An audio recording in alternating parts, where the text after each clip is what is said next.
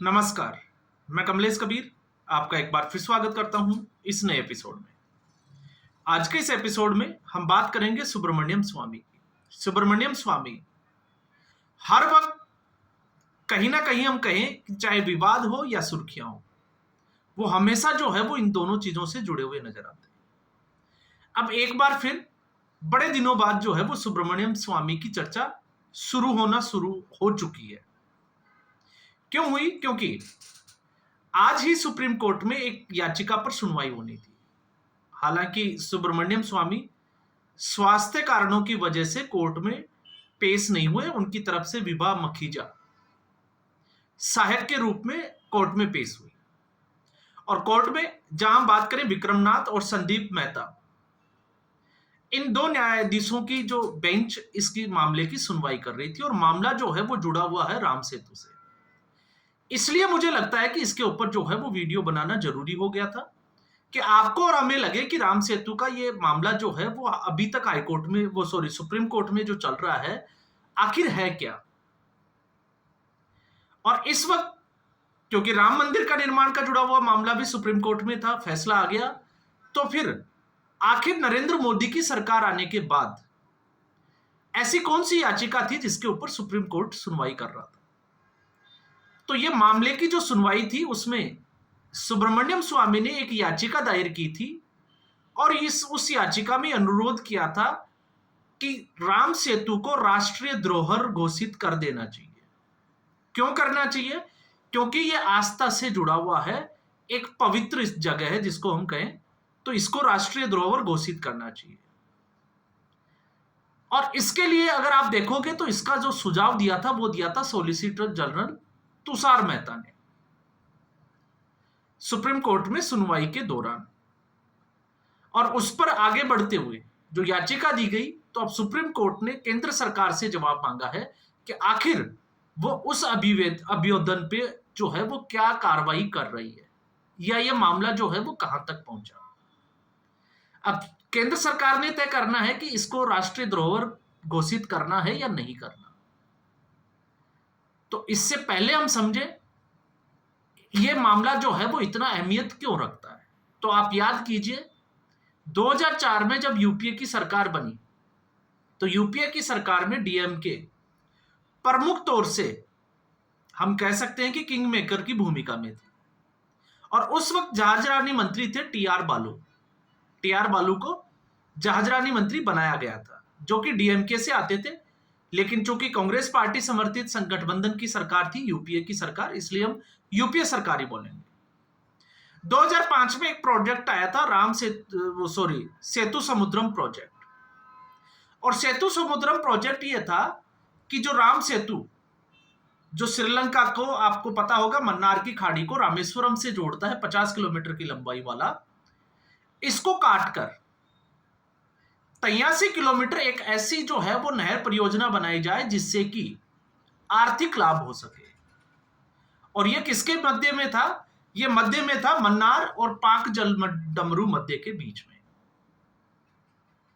अब उस वक्त आपने देखा होगा 2007 में, क्योंकि 2005 में सुप्रीम कोर्ट में जो है वो इसके खिलाफ कई याचिकाएं गई थी जिसमें कई संगठन शामिल थे, चाहे आरएसएस हो, चाहे विश्व हिंदू परिषद हो या फिर दूसरे जो है संगठन हो। 2007 में सुप्रीम कोर्ट में हलफनामा दिया गया था एएसआई के हवाले से कि यह किसी भी आस्था से जुड़ा हुआ विषय नहीं है, क्योंकि राम जो है वो एक काल्पनिक पात्र है। इसका वास्तविकता से जो है वो इस घटना का कहीं भी जिक्र नहीं मिलता है। जबकि अगर हम देखें तो चाहे वो वाल्मीकि रामायण हो या रामचरितमानस हो, दोनों में ही इसका उल्लेख मिलता है कि किस तरीके से भगवान राम ने नल और नीर दोनों की मदद से एक मानव निर्मित पुल बनाया था रामेश्वरम से श्रीलंका जाने के लिए। और उसको जो है वो आप देखते ही हो, जब भी इसको दिखाया जाता है तो चाहे वो रामायण के माध्यम से या कैसे भी, जो आपको पता होगा पत्थरों के ऊपर श्री राम लिखकर जो है वो पत्थर तैरने लग गए थे। साइंटिफिकली अगर आप देखते हैं तो माइकासिस्ट जो है वो पत्थर थे जो लावा के ठंडा होने के बाद में हवा के बुलबुले उसमें रह जाते हैं और वो तैरते हैं। तो साइंस का जो है वो बड़ा एक, जिसको हम कहते हैं गठजोड़ का एक नायाब नमूना इसमें मिलता है।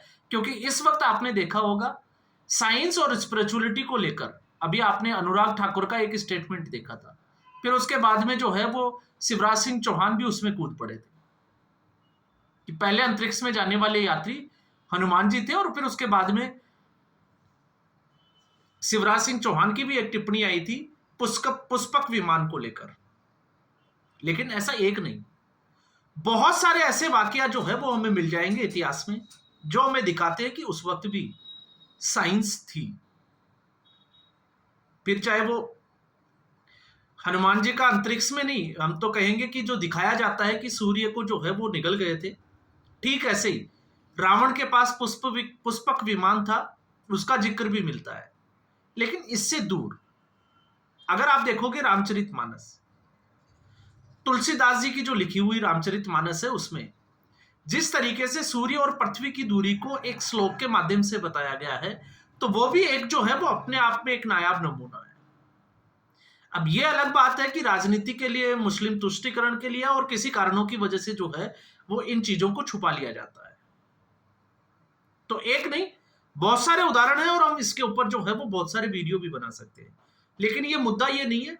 मुद्दा ये था कि कांग्रेस पार्टी ने जिस तरीके से राम को काल्पनिक पात्र बताया था, और फिर इससे जो राम मंदिर की जो फैसला या कोर्ट में जो मामला चल रहा था, उसमें एक तरीके से मुस्लिम पक्ष को पैरवी करने के लिए एक बहुत बड़ा कारण मिल गया था, क्योंकि सुप्रीम कोर्ट में यह दलील दी गई थी कि सरकार खुद यह मानती है कि राम जो थे वो काल्पनिक थे। और फिर 2014 के बाद सत्ता परिवर्तन होता है, और सत्ता परिवर्तन के बाद जब नरेंद्र मोदी की सरकार आती है, और उस वक्त क्योंकि राम मंदिर का जो निर्माण था वो भारतीय जनता पार्टी के मैनिफेस्टो का एक हिस्सा था। 1989-90 के दशक को जब हम याद करते हैं, तो हिंदुओं की उस आवाज को एक राजनीतिक दल की जरूरत थी, जो हम समय के साथ जो है वो दबा दी गई थी, और उसमें भारतीय जनता पार्टी सबसे आगे दिखाई दी थी। इसलिए हिंदुओं ने समर्थन दिया, और उसके बाद से भारतीय जनता पार्टी जिस तरीके से फर्श से अर्श तक आना, या हम कहें कि ऊंचाइयों पर, राजनीतिक ऊंचाइयों को छूने लगी, तो इसके पीछे का कारण भी यही था। तो 2014 में सबको उम्मीद थी कि अब जो है वो कुछ होगा, तो 2018 में आते आते सुप्रीम कोर्ट को लगा कि अब सही समय आ गया है, सरकार स्थिति को नियंत्रण करने में जो है वो काबिल है, इसलिए इस फैसले के ऊपर जो है मोहर लगा देनी चाहिए। तो राम मंदिर के फैसले पर मोहर लग गई।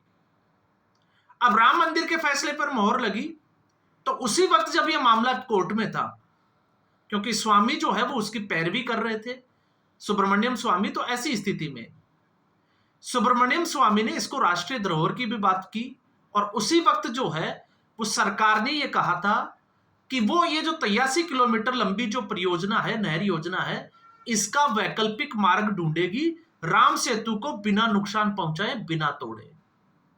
और यही एक वक्त था, उसी वक्त डिस्कवरी साइंस चैनल ने भी जो है वो ये स्वीकार किया था, पूरा एक एपिसोड चलाया था रिसर्च के बाद में, कि ये मानव निर्मित एक श्रृंखला है, ये कोई प्राकृति या प्राकृतिक जो है वो संरचना नहीं, मनुष्य के द्वारा बनाई हुई एक संरचना है। तो हम वेदों की और ग्रंथों की जिस बात का हम जिक्र करते हैं, उसको भी जो है वो प्रबलता मिलती है।